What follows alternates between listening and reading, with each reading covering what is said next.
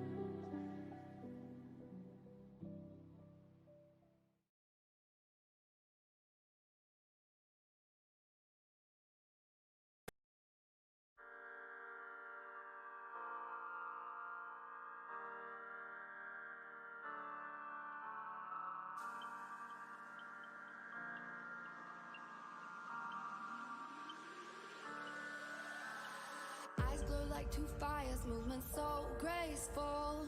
Wildcat in the jungle with dangerous claws. Movement she anticipates, a sight is set on her prey. Like stars in the darkest night, crystallized, fascinating. If you wanna stay alive, if you don't wanna be her prey, don't stand in her way. Run, run, run away. Crystallize, crystallize, crystallize, watching her prey. Crystallize, crystallize, crystallize, fascinate.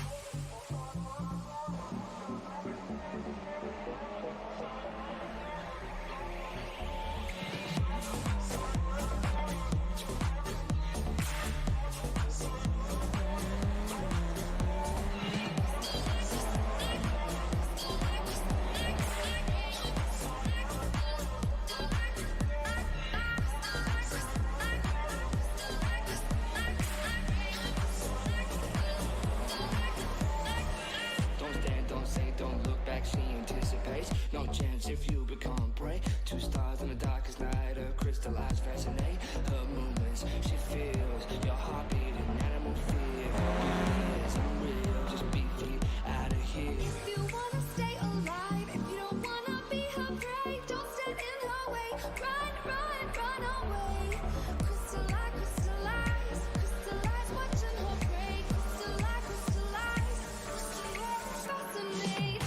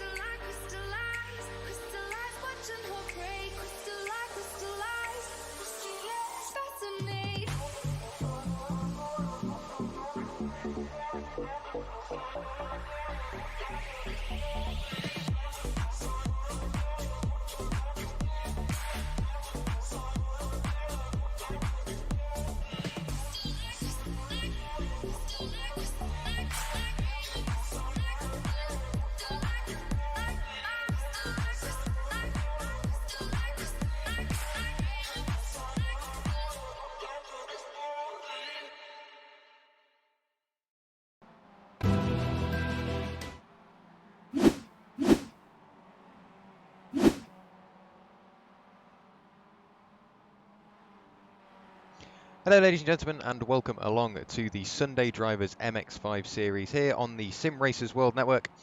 This series is using all free content. You join me, Jack. It's using all free content sponsored by the H20 complex, the esports complex in Amsterdam. Really pushing forward in the esports world at the moment. You join me, Jack Werrell, in the booth, only by myself this evening, so it's my first solo run. So please excuse maybe a couple of little mistakes here and there. I'm still getting used to volumes and different settings that I've really got to sort of deal with in terms of iRacing volume and mic volume.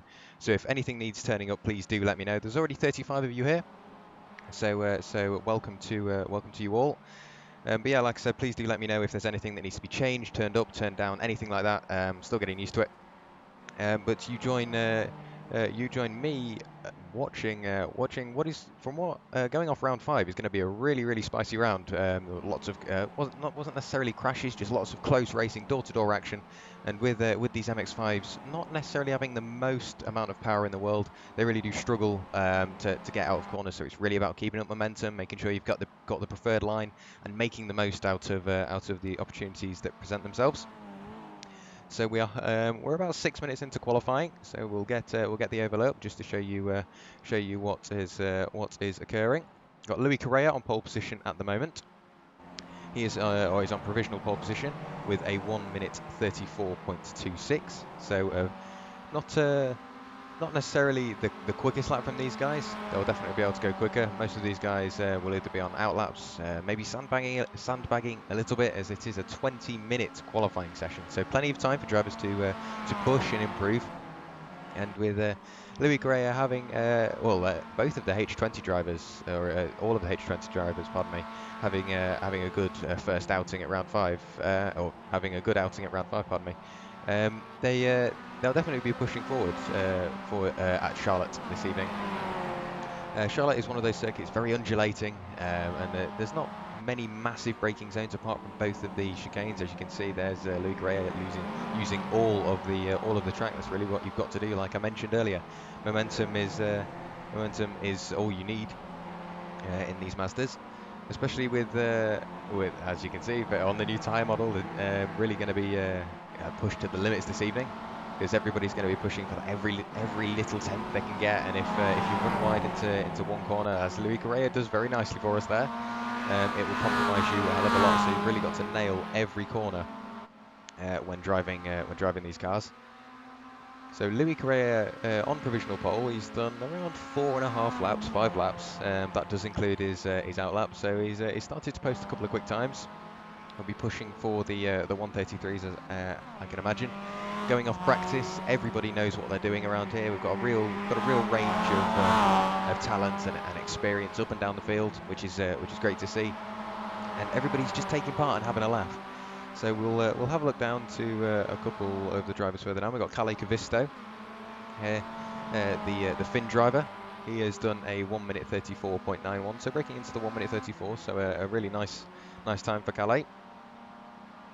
I'm sure he's still getting used to Charlotte. It's not the easiest circuit in the world. There's lots of time that can be lost. Well, it can be gained, but more easily lost around here, especially as the runoff isn't exactly the biggest thing in the world. The first complex is pretty much like a street circuit. There's little to no runoff, maybe a couple of feet of grass, and then you get straight to concrete wall. There's no there's definitely no room for error. I think this is Kalle Kavisto diving into the pits after completing. He's only done 4 laps, so I'm sure his session isn't over. But with 10 minutes of the session still to go, I'm sure there'll be plenty of time. I'm sure there'll be plenty of time for him to improve. You want me to improve the racing audio? That's perfectly fine. I'll get that sorted. We'll get that turned up for you, as it is. We had a similar issue a few weeks back when I was streaming. I really just need to turn this up, don't I? Right. Let me know what that's like. Hopefully that's a little better for everybody. We'll go back to Louis Correa as he's still out on circuit, winding his way through the chicane. You've got to be really careful on those sausage curbs. You use even if you use a little too much of them, it will really compromise your time, and like it's going to be one of those things that's just going to keep on coming up all evening. It really has to be momentum. If you lose any momentum at any point, it's going to hurt your car, or it's going to hurt your time massively. And with such long straight, well, not necessarily straight, but long sections of circuit, as you go round the banked oval, if you make one mistake coming out of the corner that leads onto it, that maybe tenth of a second that you lost going onto the oval could have increased to maybe half a second by the time you exit the oval. So you've got to be really careful not to throw the car around a little too much. Louis Correa finding the limit, sliding the car around. Sometimes that does work. I've found I've done a bit of driving here this week just so I can get a better insight into what the drivers this evening will be dealing with. Lifting before you brake, maybe just lift for 2/10 of a second just to make sure the car is balanced. Going into the corner is quite key. Sliding can work for you. If you do too much of it, you will really shred your tyres, and you'll end up losing time and losing speed compared to gaining it.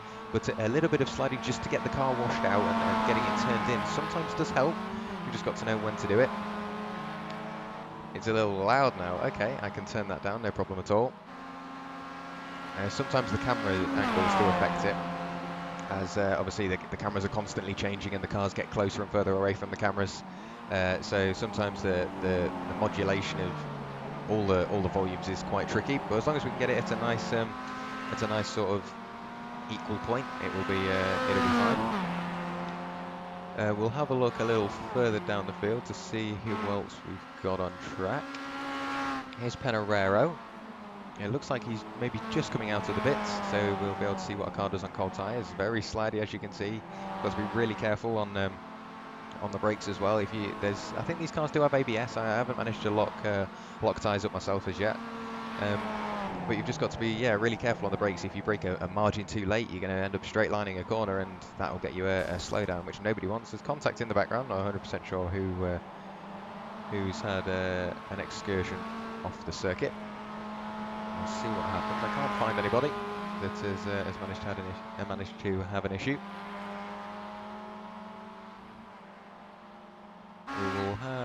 We'll go a little further up the field. Let's see who we can find that's on a nice lap. We've got Sander Ware, sorry. He is the admin for this series. He's very kindly sort of produced and helped us get to the point where we are. Another beautiful H20 livery on show. The colours, you wouldn't expect the colours to work, but my God, they do. Once again, we've caught up with the driver going through the first sector, sliding the car to the point where you're not in control, but you're not exactly out of control. Very stylish driving by put on display by most of the drivers out here this evening. We've got an 18-lap race to look forward to as well. So after we get through the closing stages of this qualifying, we'll be able to see get a more accurate representation of who's going to be where on the grid for the 18-lap race. And 10 laps on tyres, like I mentioned earlier, I've done a bit of practice, and 10 laps it's a struggle because I'm naturally quite an aggressive driver, but 18 laps I think you're really going to start to struggle. It's almost double the distance, and if you're battling and you're in between cars and just battling literally door to door every lap, it's really going to hurt your times. And there you go, that's what I mentioned. You brake a margin too late, maybe don't account for the slipstream. That's what happens. You end up outbraking yourself and having to cut the chicane. And look how much time that has now lost the driver behind. I think that was Werrell. We'll have a look. Yeah, it was Werrell who just outbraked himself.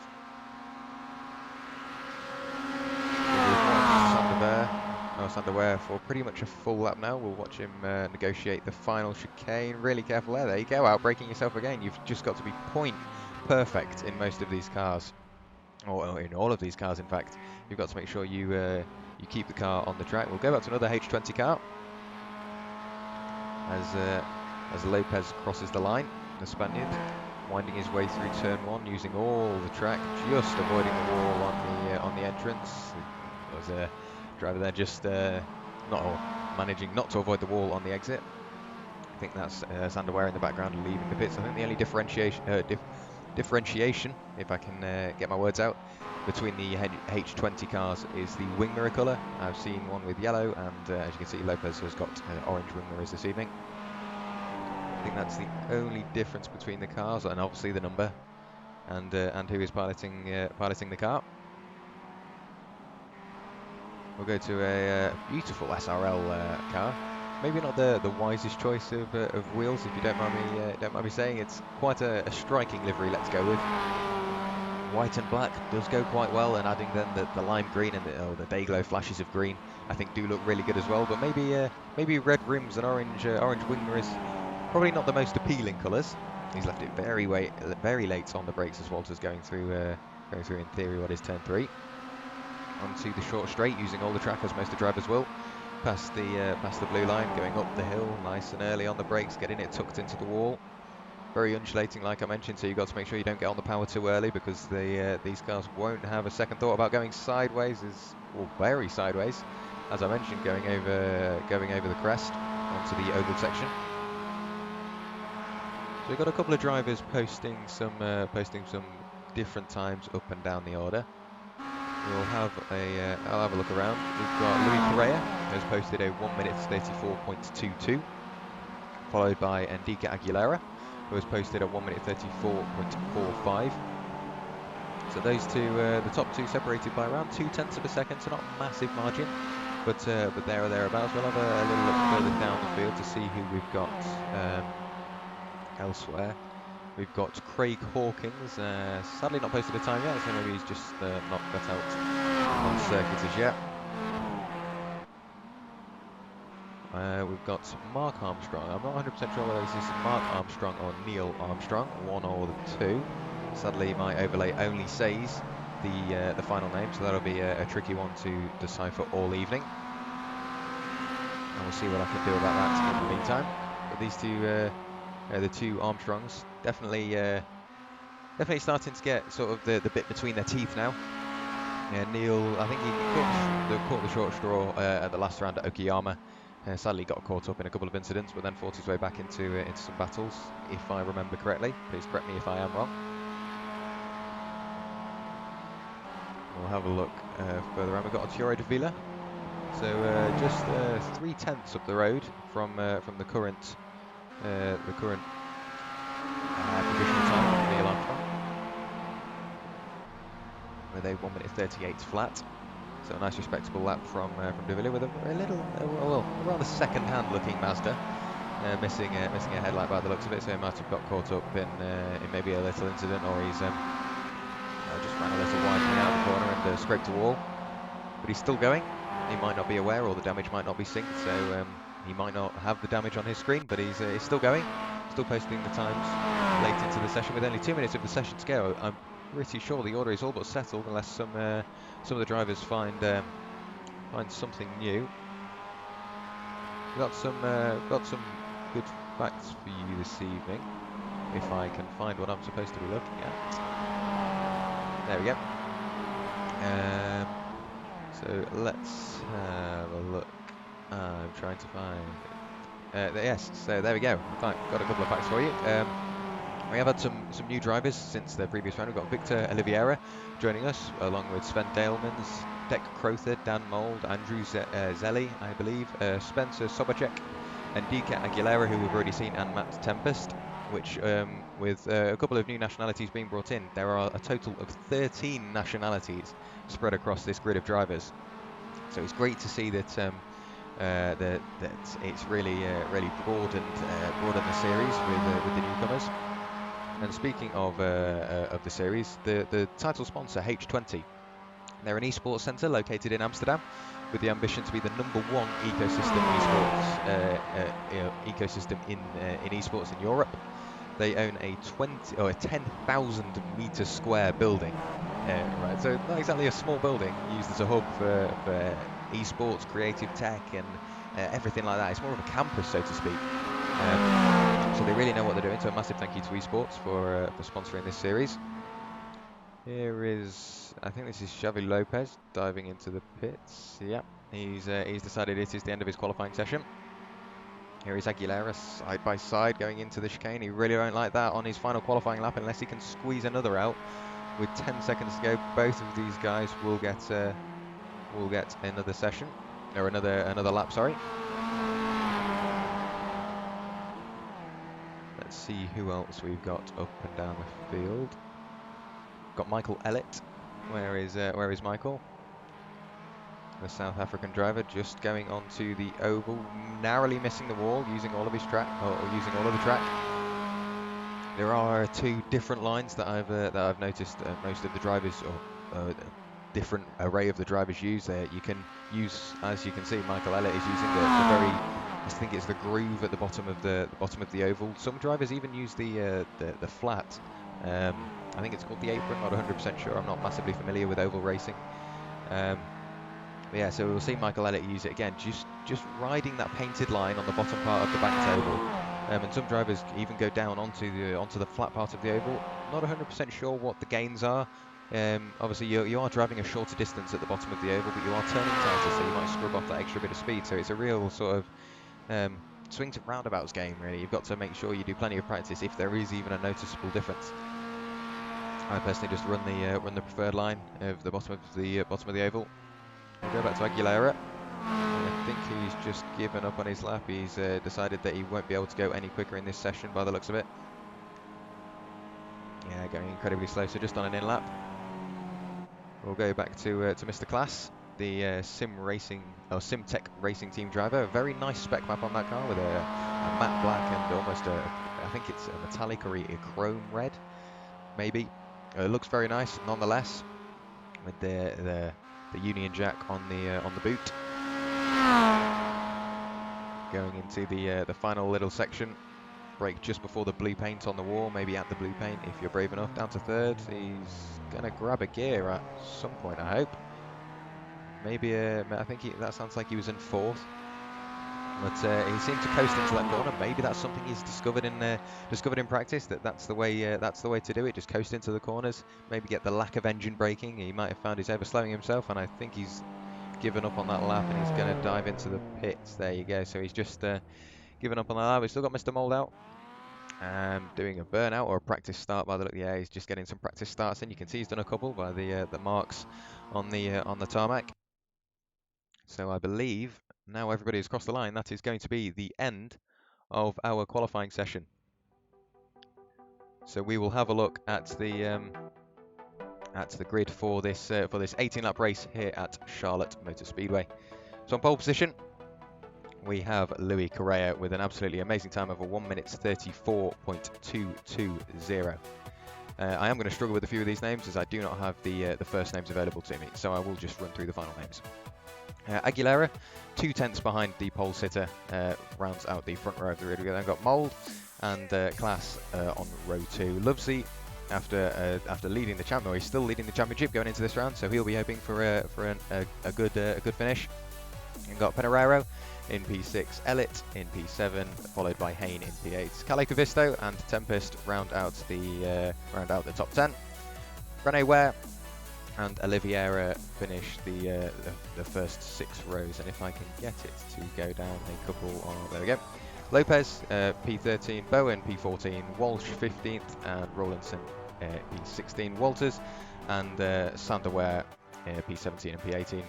Merriman has Angelo for company on the final on row 10. Then got Nord P21 and Crowther P22. Rodriguez P23 and Standing Water P24. We've got Dalton P25, Delman's P26, Reed P27, and Geddes P28. I do think we've actually got the cars underway already, so I will just have to run out. I'm going to run out of time for the rest of the grid, but as we go green here at Charlotte Motor Speedway for round 6 of the H20 sponsored Sunday Drivers MX-5 League, we've got Louis Correa already starting to bubble down a slight lead. Absolutely amazing start from Louis. Going through the first section of Charlotte Motor Speedway. We've had an issue further back for Sander Ware. I'll have a look back at that in a moment once everything's settled down. I've got Mold in P2, who has gained 1 position off the start, so a really great start from the SRL driver. Hot on the heels of Louis Correa. We'll go back to Class. Just only 6/10 behind. Mold ahead. We'll go back to another battle. We've got Elliott dropping down the order. It looks like he's spun going over the undulating section of the infield. We've got a couple of cars going backwards. I'll keep an eye on who that was. I think that was possibly Merriman getting caught up in Elliott's incident. Go back to Louis Correa to see how he's doing. We've had more incidents further back as well. So really not a great start for people halfway down the order. We'll go back to the incidents at the start. He's already with a damaged car, struggling to keep it in a straight line.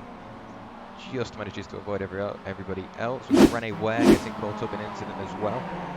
Going onto the oval, car gets light, gets a tag from behind, keeps it out of everybody's way. So great job from Rene to get it off the racing line. Michael Elliott has been caught up in an incident. This was the initial incident, or this was after the initial incident.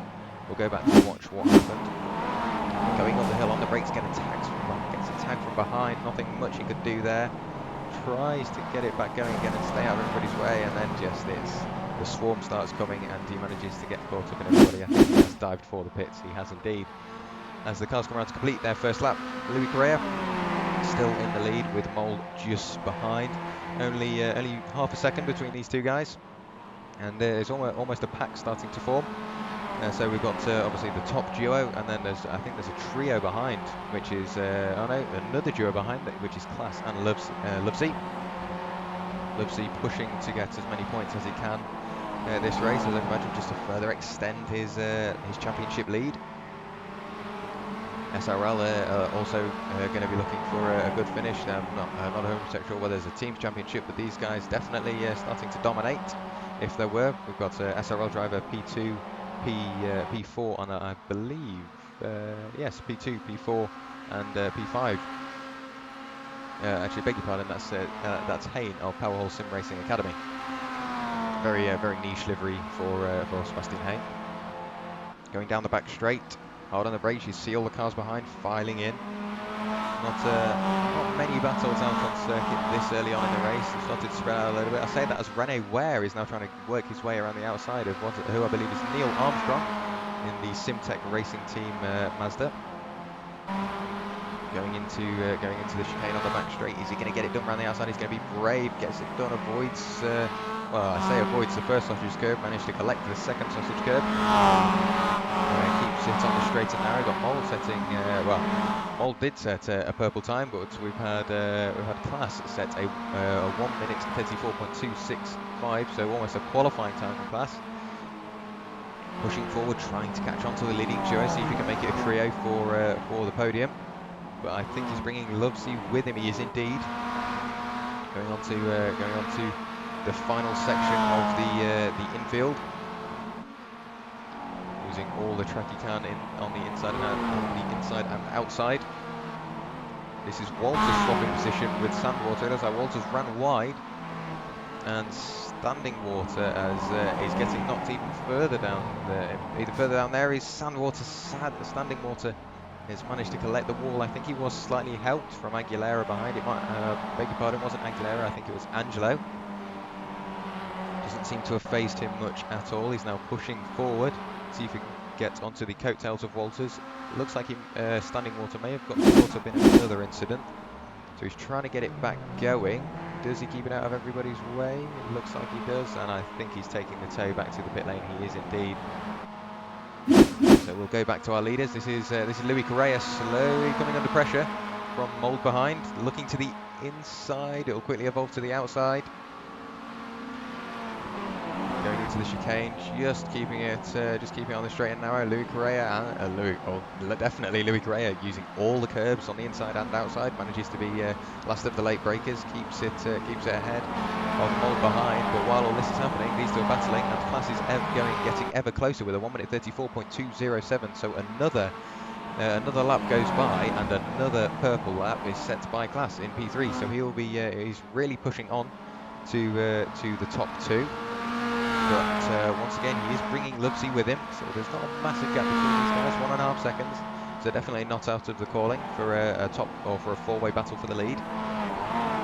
Go back to Cali Cavisto, who is trying to work his way past Peñarero and Hayne. So the Finn seeing what he can do through the closing stages of the infield part of the circuit, going through the very undulating final section, using all the track on the entrance to the oval section. Getting straight into the draft is Calais, throwing the car down to the bottom of the oval just to see if he can get as much aerodynamic benefit from the car ahead.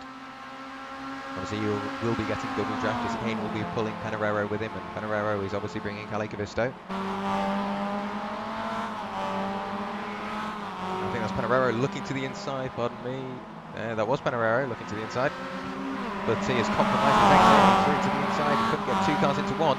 Peñarero once again still looking down to the bottom, side by side with Hayne. It looks like he's got that position done. Hayne will be doing everything he can to close the door on Calais Cavisto. He does have the inside for the final chicane going onto the start-finish straight. Looks like Hayne hasn't given up the position yet. Goes quite deep on the brakes, uses all the curbs on entrance and exit. But this is now Peñarero going up the inside. But that's Calais Cavisto taking them both I think Cavisto just sort of read the cars ahead as much as he could. We've had incidents further back, lots of incidents further back. This is Aguilera, Walsh and Tempest all getting caught up. We'll keep an eye on this battle for the moment and then see what we can do. Walsh dropping down the order. So we'll see what's happened to those. What happened to those two guys? Let's have a look back now. So this is Aguilera going onto the start-finish straight. Someone just got turned, and there was 5 cars. I think that wasn't even trying to go 5 wide. I think it was 3 wide, then 2 wide. Everybody just keeping out of the racing line. Still tangling after the incident. We'll see what happened. I think it was Walsh cutting across the nose of Tempest. It's not like Tempest really had anywhere to go, with obviously the outside wall not exactly being a movable object. Looks like these guys have possibly got back going again. No, we've got a couple of cars once again in the pits. Got a car reversing down the pit lane, possibly missing his pit box. We'll go back to this lead battle. This is Louis Correa, still leading Mr. Mold. But Mould sets a personal or an overall best lap on the previous lap with a 1 minute 33.68, so a full 10th quicker than the leader. Going into the final chicane, Mould still looking for that move, eyeing him up, but with only 5 laps into the race, so not even halfway. There's contact. That was Correa pushing the back of, or that was Mould pushing the back of Correa, pardon me. It looks like Mould pulled out of the throttle. He knew he wanted to get an overtake properly. He didn't want it to be a dirty overtake, so to speak. These guys have lost a slight bit of time to Class behind now. See him in the shots. It looks like Lovesley has dropped way back off Class. We've had an incident for Margeau. Let's see what happened to him. Not the greatest camera angle. Thank you very much, iRacing. Coming out of the pit lane. Nice clean car. I think he's just taken the turn and gone back to the pits. No, not 100% sure what happened to him. Maybe had a slight little hardware issue, but he's got it back going again. We'll go back to this lead battle. Actually, no, we won't. We'll go back to this Cavisto battle, who has got ahead of Peñarero behind, but he's really struggling to pull away and build a gap.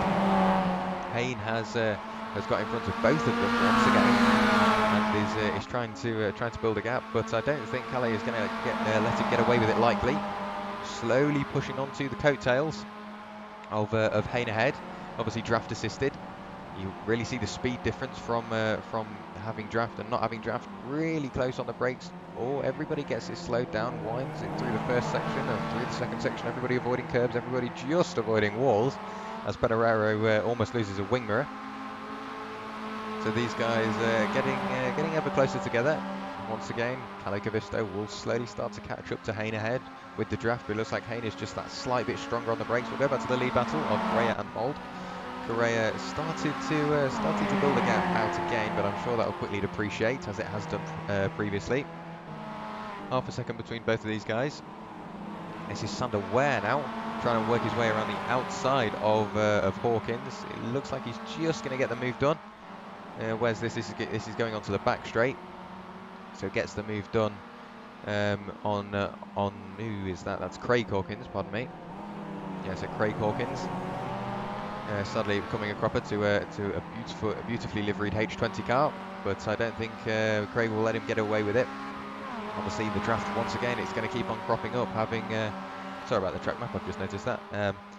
It's going to keep coming up with momentum and draft. They're really going to be the two key players in this race today. 45 people watching. Hello everybody, good evening. Hope you are enjoying this incredibly close race. Almost halfway through, and I don't think anybody is settled in their positions at the moment. We've got Correa really trying to pull away.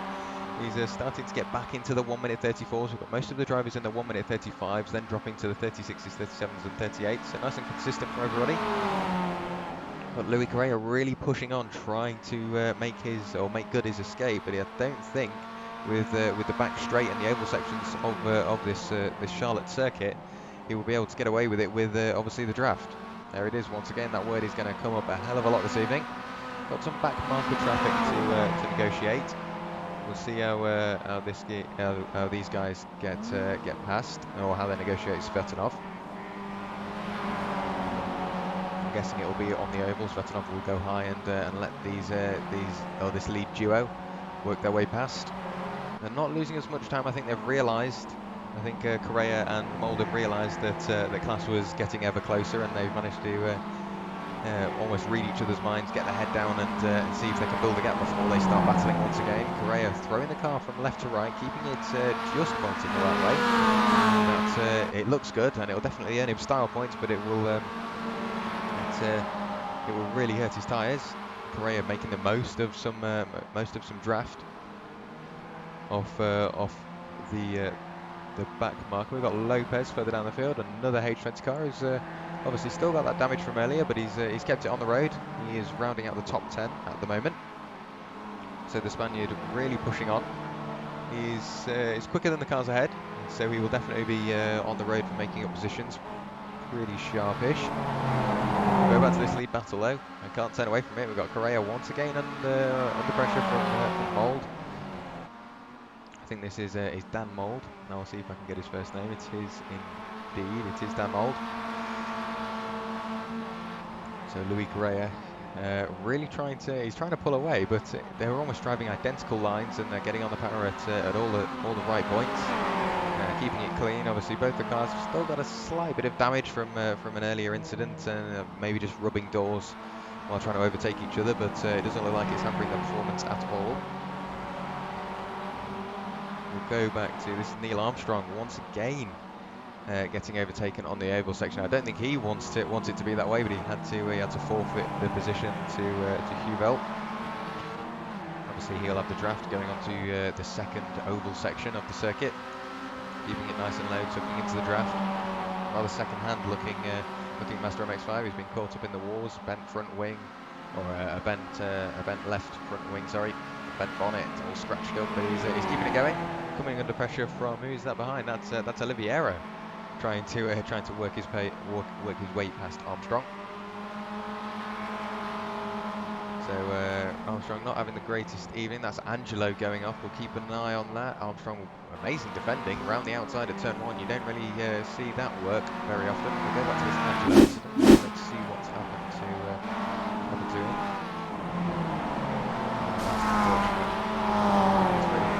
Scott Angelo going straight into the wall, blowing his engine, and I believe that will be him out of the race. I think that's Peñarero dropping down the order as well. Peñarero's dropped way back off the Hayne and Calle Cavisto ahead. So there's now 1 second to is it Sebastian Hayne? I can't remember off the top of my head. It is Sebastian Hayne. So Seb Hayne just keeping it in the, well, I say just keeping it in the draft range. Like we mentioned earlier, he's much more confident on the brakes compared to Calle Cavisto, but Calle has worked his way back past. There you go, sliding, losing all the momentum in saves going into turn 1. Still not quite getting the car under his control. Trouble is, when you have one moment in these cars, it's really tricky to get it back under control before wanting to put the power back down. That's Seb Hayne now dropping back into the clutches of Peñarero. We'll go back to this lead battle. Still half a second between Luis Correa and Dan Mould. So not much movement in terms of P1. I think we'll leave these guys to get on with it. It is a great battle, but well, I say we'll leave these guys to get on with it. Dan Mould much later on the brakes, going into the bus stop section, so to speak, of the final or the back straight. It looks like Luis Correa just got that slightly better exit, and he's starting to pull away again. So, like I mentioned, we will leave this battle to brew and probably get feisty towards the end of the race. I'll keep an eye on or one eye on the screen, or one eye on the race and one eye on the timing screen. Peñarero seeing what he can do, using all the track going way below the line, and that's Peñarero just about working his way past Sebastian Hayne. Not sure he's confident whether he's got the move done just as yet, but as we've seen from Hayne, he's much later on the brakes. He's showing it off here, going into the final chicane of the lap. That's lap 11 now chalked up in the book. And Sebastian Hayne, he was not letting Peñarero get away with that at all. We knew he was good on the brakes, but wow, that was almost two car lengths, or 1.5, if not 2 car lengths back. Very late on the brakes, keeps the position. You see him sliding once again through turn 1, 2, and well, he sort of kept it all the way through turn 3 as well. So not quite got the car under his control. We still see more sliding from Sebastian Hayne. We'll ride on board with him just to see what it's like aboard the 6 car. Still sliding, plenty of opposite lock to get the moment gathered up, going through the undulating closing stage of the infield circuit, going on to the oval section, keeping it tucked in. I know understeer can be a slight issue around here. Very nice, and now you can really see the gradient of the embankment on the oval. I'll have a look at the gearbox cam just so we can see how far behind Peñarero is, and he's dropped back to the tune of almost a full second now. And I'm assuming it will open up a little more, as we've seen Sebastian Hayne is much stronger on the brakes, but he didn't get the greatest run, compromised by the curbs, and I think Peñarero was just way more aggressive on the sausage curve and using plenty of track, and he's starting to fall back once again. We'll keep an eye on this battle as well. got another battle evolving further back. This is between Lopez and Crowther, while they're trying to negotiate some lap to traffic. So Crowther, the tailing car, Lopez being the leading car. Lopez doing a great job to manage that damage he managed to collect early on in the race. Keeping it on the road, not taking too many risks, and still trying to work his way. He has gained the position by the looks of it. He was in P10 last time we looked, and I think he's managed to get past Crowther and work his way into P9. I did mention, or I did say that he was hungry for more positions, and he's definitely proved me right. Gained 4 positions from his qualifying slot. Keeping it on the road, starting to build up a bit of a gap to Crowther behind, 6/10, but that's still in draft range. He's just got to make sure he nails the infield section and keeps it on the road. The lead battle has dropped away a bit as well. We've now got Correa really starting to pull out that lead. That could have been tyre management. We did mention it at the start of the race, whether tyres would play a part, and they definitely have. By the looks of it, Correa a second up the road from Dan Mould. So a great job from him. We'll see. We'll compare lap times this time by. So on the lap prior, Correa was a 10th slower than Dan Mould. This lap, once it updates, he was a 10th quicker. Or to be a little more accurate, he was 1100ths quicker. So great laps from these guys, still in the 1:34s. So only a second off their peak time pace. So great job by both of these guys. Crowther really starting to fall away from Lopez now.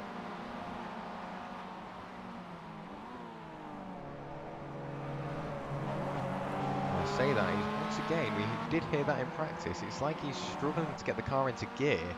He was very low on the revs. Whether that is, maybe that's a trade secret, and he's doing what he knows works. But it really doesn't sound the greatest. Really is in the very high rev ranges.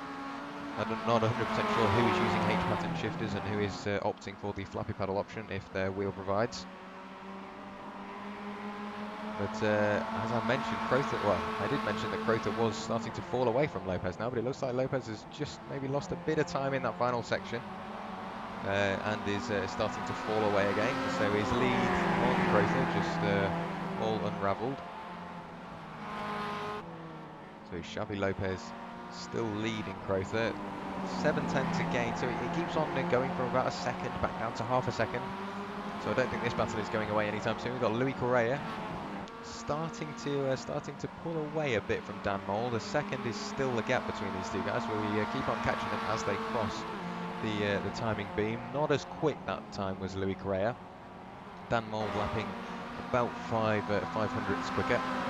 Not a massive margin, but in these Mazdas, anytime you can gain, just managing to avoid the lap traffic of Aguilera is Correa. But keeps it out the wall, keeps it out the car ahead, and once again, got a bit of clear track. There is still lapped cars to negotiate. It looked like Dan Mould had a bit of a moment, maybe tapped the grass, going onto the back, going onto the little straight, and lost a bit of time. The gap is now 1.6 seconds, so it looks like Louis Correa has all but got what he needs to do done. Just got to keep the car on the track and keep it clean and consistent, and then we'll come to it. Really using on the track almost. That's another driver almost losing a wing mirror to the outside wall. This is Crowther, sorry. He's trying to make a move on Xavi Lopez. So we'll go. This is really worth watching in gearbox cam when my timing plays ball. There we go. So there is the gap. Really not much between both of these guys now.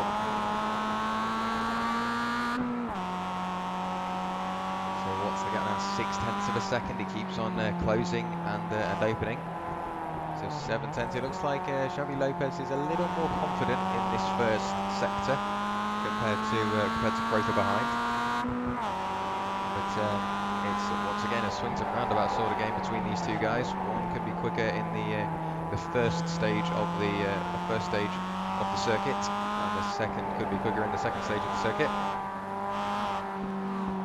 Going on to the oval, where we've seen Crowther does make up a bit of time. This is deck Crowther. Pardon me for not getting all the names correct this evening. Like I mentioned at the start, I'm struggling to get all the names. It is something I could have fixed. Just picked up on it a little too late, so sorry if that provides for an unpleasant viewing experience, but I'll make sure I get it sorted for the next round. Anyway, enough chit chat. This is Xavi Lopez once again under pressure. We've got a car skipping the chicane. I think, is that a free position for him? No, that was just a bit of lap traffic. Getting a little too overconfident on the brakes. Go further back. We've seen a couple of people in chat mentioning Sander Werrell. He's also gained 4 positions. Gone from 14th. His car looking extremely clean.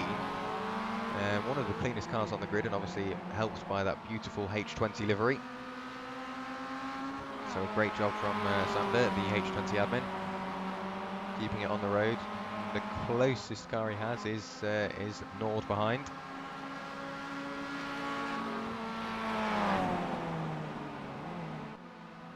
Negotiating the final chicane very well. Both these guys not using too much curb. You know, sausage curbs can cost you a hell of a lot, especially in cars that are all about momentum.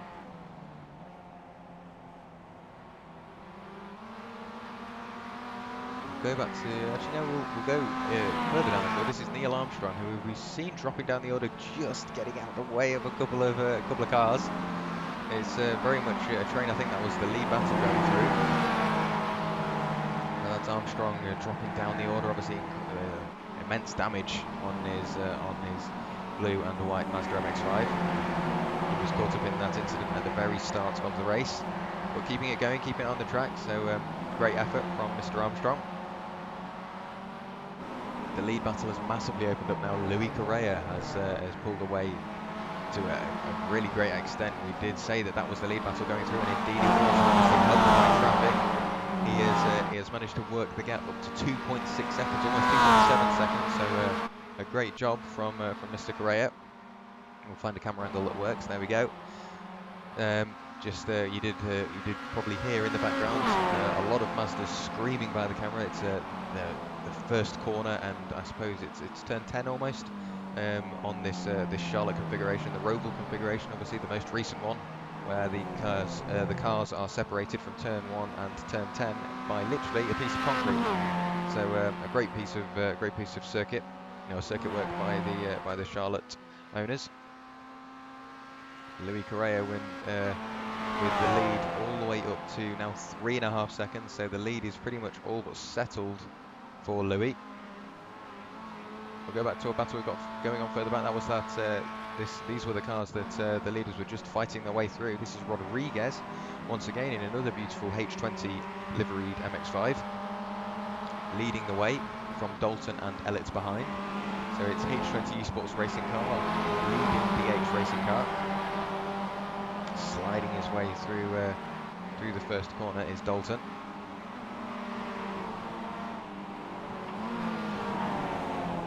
That's Stuart Dalton. So Stuart Dalton hot on the heels of Rodriguez. He's pretty much followed him from the start, both gaining at least 4 positions from the starting positions. But another issue for Mojo. We'll see what's happening for him going into the final chicane. He just gets caught out. I think that was Rodriguez very early on the brakes. Might have had a slight issue, or he's just braking, keeping the car safe. Has he got back going in, or has he taken the tow back to the pits? I think that's the second time we've seen Mojo in the pits. So not a great race from him, but he got it back out on the circuit, and I'm sure he will again. With only 1 lap to go, is it worth it? Of course it is. It's great to see cars diving into the pits, and even if they're maybe not racing for the highest of positions, as long as you can get back out on circuit, there's always battles to be had. So it'd be great to see him back out. We've had an issue for Armstrong and Rollinson. Looks like Rollinson had this is an overtake. There we go. So Rollinson just getting caught out by a turning in. I think that Oliveira. Not 100% sure. Got caught out by an early turning car. Gets it out of the way again. I think he gets caught up in another incident. Keep on, bloody timing screen keeps on changing. So this is Armstrong. This is going through the final chicane. Just a little tap from behind, and he ends up looping it in the chicane. So it's just not a great race from Armstrong. It's a lot of it hasn't been his fault. It's a lot of it's been racing incidents. Just got the short straw once again. Keeps it going again. Like we mentioned, it's great to see, even if your car is limping around, it's great to see that he's back out. Definitely keeping the car straight and true. We're going on to the final lap of the race now, so we'll go back to Louis Correa. We'll stick with him for the closing stages of the race. I say that as Olivier is really putting the pressure on Kaya. So well, it looks like Olivier is struggling to keep the car pointing in a straight line, going down going down the back straight, negotiating the final chicane, or the second to last chicane, pardon me. Going on to the second part of the oval. There is the leader Correa just in the background, trying to work his way through through the second to last chicane. Keeping it on the road, he's now built the gap up to 4.1 seconds. So an absolutely amazing drive from Louis Correa, definitely helped by traffic. Dan Mould really not wanting to give up the position. Obviously, Dan Mould is one of the newest drivers. This is his first round, so amazing drive from Dan Mould. Definitely someone we can't rule out. But as round 6 of the Sunday Drivers MX-5 series is coming to a close, it's Louis Correa who takes top honours here at Charlotte Motor Speedway. Here is Dan Mould crossing the line. Only 4.1 seconds drift of his original duo battle of Louis Correa. Here is Mr. Class crossing the line. Lots of lapped traffic, keeping the top guys true. We've got a couple of cars. There you go. There's the lap traffic crossing the line. You can see it on the timing tower. Here's Lovesey with a P4 finish, shows some another good haul of points for the current championship leader. Kalle Kavisto crosses the line, followed by Sebastian Hain going into the final chicane. So Sebastian Hain, we've seen him, he's incredibly brave, incredibly aggressive, but keeps it monitored and manages to cross the line in P6. So a great drive from Seb Hain. Panarero, once again, those three previous drivers separating out after a nice early battle, crossing the line, wanting to get out of the car immediately. So possibly not the greatest evening in terms of Panarero's race. Walters crossing the line as well. Here is Mr. Lopez. He's been a fan favourite this evening. We've seen lots of mentions of Xavi Lopez going through the final corner, sliding his H20 machine through the final chicane, crossing the line. So a great finish from Xavi Lopez after seeing him start in P13, worked his way all the way up to P9. So a great drive from Xavi Lopez. So well done to him. Just manages to fend off Crother, who has already left. Here is René Ware crossing the line. There's another H20 livery. Here is Sander Ware. So a great drive from Sander as well. So he's gained 4 positions, much like his H20 teammate of Lopez. So a great drive from him, finishing P13. Oliveira just crossing the line as well, finishing P14. We've had Norwood finish P15, and I'll give you a rundown through the results later on. So a great drive from everybody. All of the H20 guys as well managed to keep it on the road. Here is René Ware.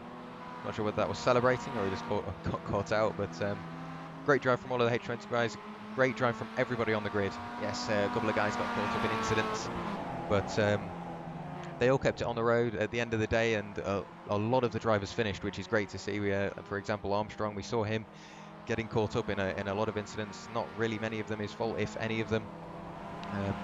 And yeah, he just kept it on the road and kept fighting right to the very end. Where did there we go, René Ware's back in. Where did Armstrong finish in the end? Finished P21. He gained 11 positions even after the earlier incident. So a great drive from Mr. Armstrong. A lot of these guys are very, very quick in laps. I think most of them think they're still racing. They can't quite get into the system that the race is over. But like you say, Ian, an absolutely amazing showing from all the Sunday drivers. I was speaking to the admin, Sander Ware, at the start of the night, and he was saying there's a real range of experience and pace up and down the field, and it's great to see that everybody just comes together and has a great race. You'll never be bored. You'll always find a nice battle, and it really was put on show this evening. And yeah, it's going to be a pleasure to stick with this. So if a few of you guys don't know about it, or if any of you even know about it, I'm massively grateful for this offer. I've been offered the rest of the season, as far as I'm aware, for the Sunday Drivers Club, so it'll be a pleasure to stick with these guys and a pleasure to stick with everybody in chat as well. You were nice and active this evening. I think we saw us get up to 45, maybe even 50 viewers. We're at 44 at the moment, so hello everybody. If you are just joining us, you have just missed an absolutely amazing race, so please do feel free to go back and watch all of the action. We definitely weren't short of it. So after an absolutely amazing race here at Charlotte, we'll see if we can get some results up. Has everybody crossed the line? Not as yet. There we go. That's the teams. We'll see if we can get the drivers. Here we go. So Louis Correa Massive well done to Louis Greer, finishing P1 in the H20 Esports racing car. We got a Mazda revving up in the background. I think that's Rene Ware enjoying himself. Dan Mould finishing P2. A great drive from Dan, just managing to lose out to Louis Greer after a great drive, just managing to hang on. He's at in P2. That's class. That's Bram class, finishing in P3, rounding out the podium for Simtech Racing. Then got Lovesy P4, Calle Cavisto rounding out your top 5, Sebastian Hain P6, Pereiro P7, and Walters P8. Xavi Lopez, the fan favourite this evening, finishing P9, so massive well done to Xavi getting into the top 10, and Crowther rounding out the top 10. One of the, I think is that the third on the privateer podium? No, he just missed out on the privateer podium. Then got Rene Ware, another H20 car, finishing P11. Paya in P12. Sanderware finishing P13. Oliveira P14. Nord P15. Aguilera P16. And Dalton P17. Huvel managed to cross the line in P18. We'll go down to see who else we got. Let's see if we can get there. We go. Michael Ellett finishes P19, and Rodriguez rounds out the top 20. Neil Armstrong, after a very eventful race, kept it on the track and managed to cross the line in P21, so a great drive from Neil after starting P32. Tempest finishing P22. Davila P23. Hawkins is followed by Walsh, Marimon, Bowen, Rollinson, Aguilera, Geddes, I believe. Reed finishing P31. And I think we are starting to get into retirement range at the moment. We then got Marjot, Svetanov, Dalemans, and Standing Water. And I do believe that is everybody who took part in the race this evening. It is indeed.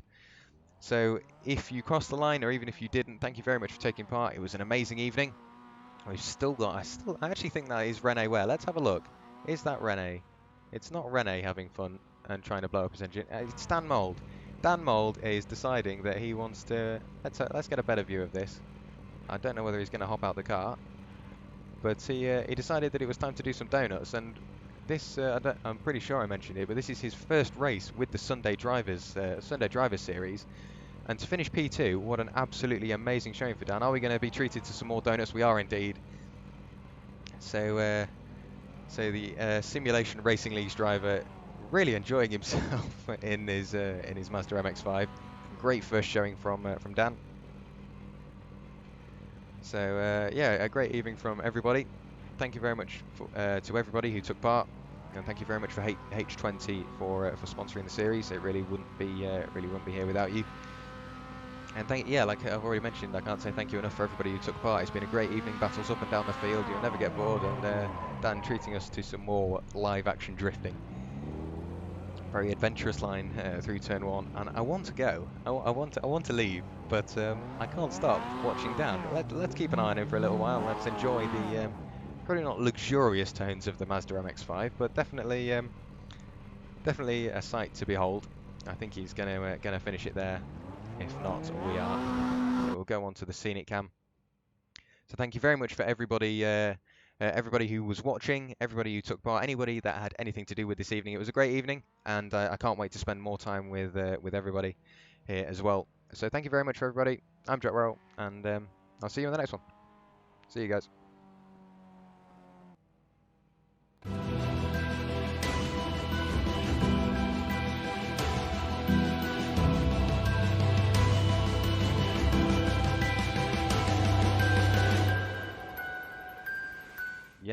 Yes. Very sorry about that. Thank you very much. Thank you very much, Ian, for mentioning that. We do have a couple of drivers. I completely forgot about that. There's always one mistake, and it seemed to be that this evening. So we will drag in our winner this evening. This is Louis Greer. So Louis, absolutely amazing drive from you this evening. How do you think it went? Well, I think it went quite well. Hello, by the way. How's it going? Yeah, I think it was quite well. It was hard to keep Dan in behind me for most of the race, and then I got lucky with the traffic and was able to bring it home and at the end. Yeah, you did mention the traffic. We saw that on the stream. The getting caught in the traffic really benefited you, and really sort of threw Dan off your tail. Do you think that without the traffic, you would have been nose to tail for the rest of the race? Yeah, I think so. I was waiting for some battle at the end, but well, at the end I got lucky. I think. Yeah, it was a great drive from you. You definitely had the H20 Mazda under your control. We saw you taking some adventurous lines, but at the end of the day, you kept it on the road and kept it pointing the right way. Have you spent much time in the car, and do you think practice will make some massive difference before an event? Yeah, I think it does. And actually, with the quarantine lately, I've been able to put some time in the sim, so that's I think it's that why I got a good time. Yeah, it's definitely a great showing from you. And quickly before I let you go, is there anyone you'd like to thank or shout out on the stream? Yeah, well, mainly well to the sponsor and well, all the, or family and friends and so. Thank you. Thank you. That was Louis Correa there, our race winner. We will drag in Victor Olivieri. We didn't see massive amounts of Victor on the stream, but he did do a great job. Where did he finish in the end? We will have a look. He finished P14. Yes, So a nice drive from Olivieri. How are you? How are you, Victor? I'm fine. Great. Thanks for asking. No problem. The race is really good. It's my first race. Yeah, right. We mentioned that on the stream. Is you among many as well? We've had a couple of new faces. How did you find the Sunday Driver Series? Would you say it's a good sort of stepping stone? And do you think it will be something you look forward to do in the future? Yeah, it's a great group, and I just got my wheel less than 1 week and a half, 1 month and a half, and then I think I did finish well. I was trying to finish P10, but I was caught in the accident on the first lap, and then I dropped to 25, I think, and then I was just grinding up. And 14 is a great end to me, I think. Yeah, definitely. It was a great drive from you. Like you mentioned, you were pushing for P10, and definitely there were definitely battles up there. And with an absolutely amazing first showing that you've done this evening, I think P10 is definitely on the cards. Would you say that if you maybe didn't get caught in that incident, where would you say you'd finish in terms of the order? I know it's hard to tell with obviously the battling that was happening up and down, but where would you say is a sensible sort of aim for the future? Um, the guys are really amazing. They posted really good times on qualifying practice, Yeah, and I was really far off because I think Luis made 133, and I couldn't get under 136. And but then I think I would go to eight, 5 to 8, I think, because I have a great start.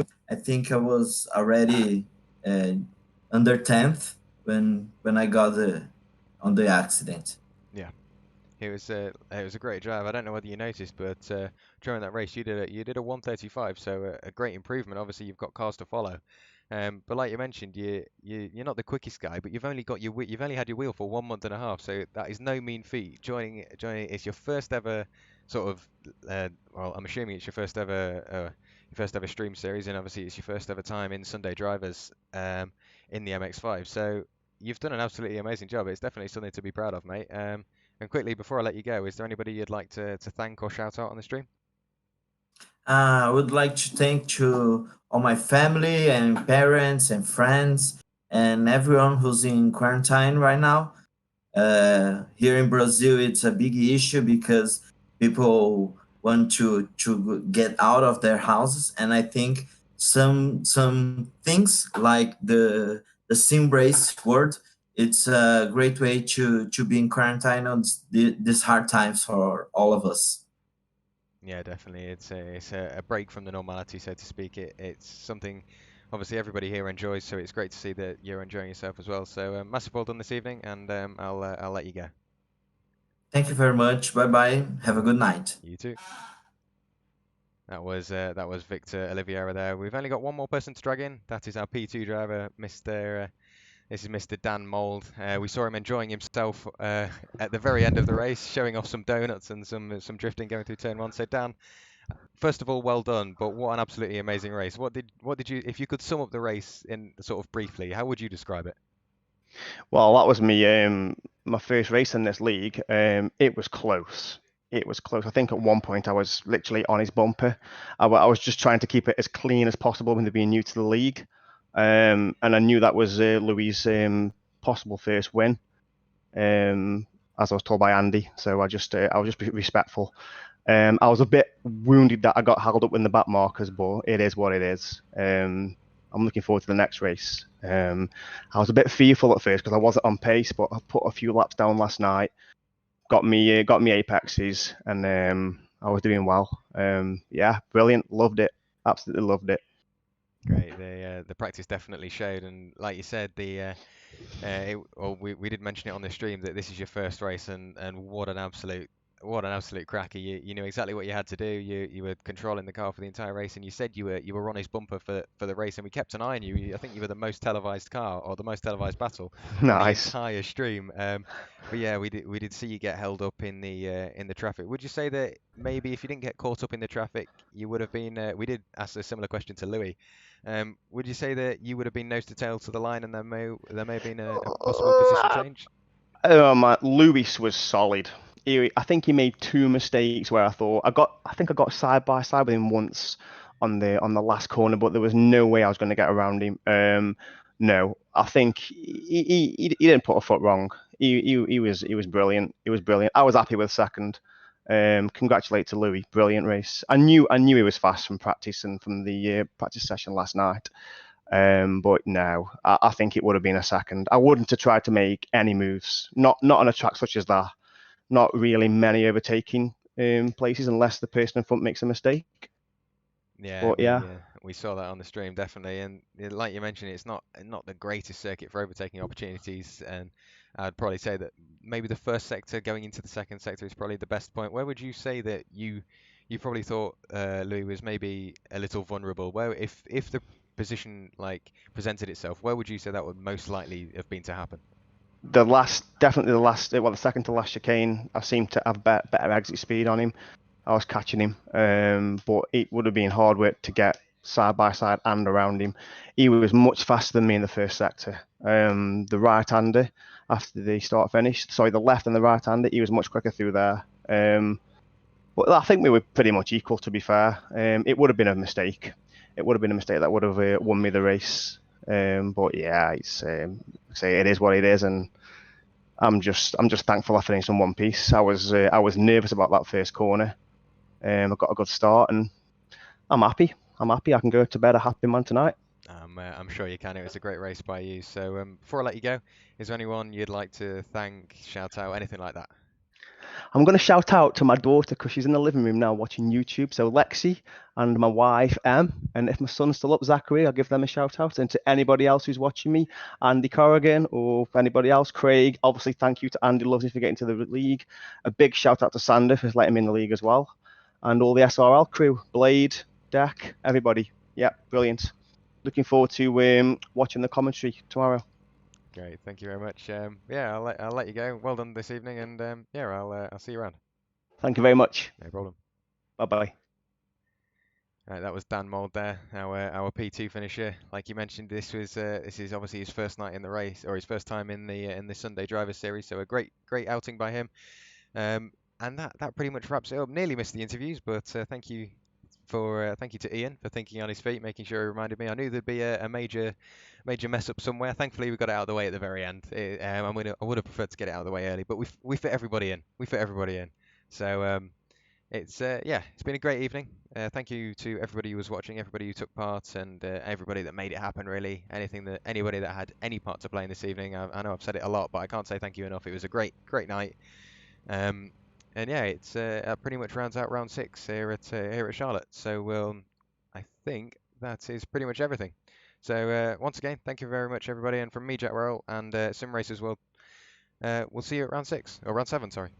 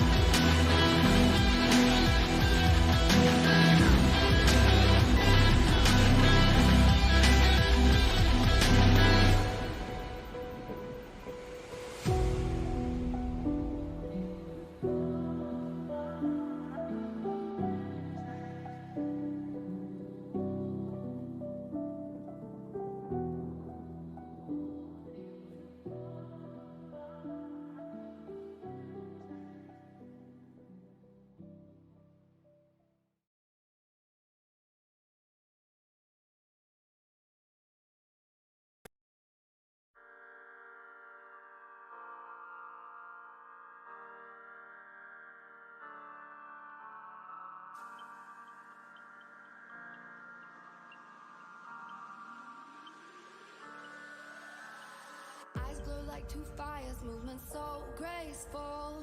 Wildcat in the jungle with dangerous claws. Movement she anticipates, a sight is set on her prey. Like stars in the darkest night, crystallized, fascinating. If you wanna stay alive, if you don't wanna be her prey, don't stand in her way. Run, run, run away. Crystallize, crystallize, crystallize, watching her prey. Crystallize, crystallize, crystallize, fascinate.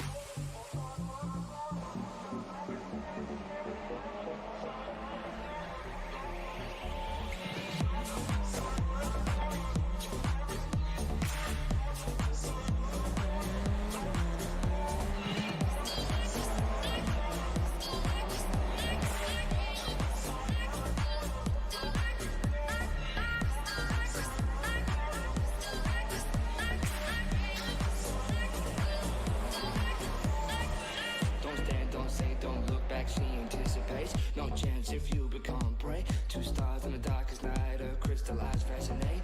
Her movements, she feels your heartbeat and animal fear. Beauty is unreal, just be feet out of here. If you wanna stay alive, if you don't wanna be her prey, don't stand in her way. Run, run, run away. Crystallize, crystallize, crystallize, watching her prey. Crystallize, crystallize, crystallize, fascinate.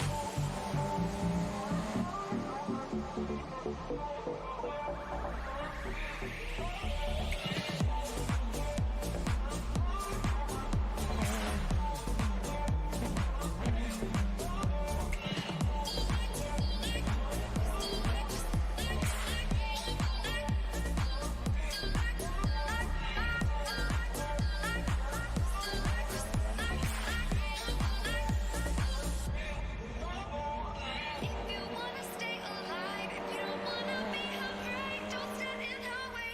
Run, run, run away.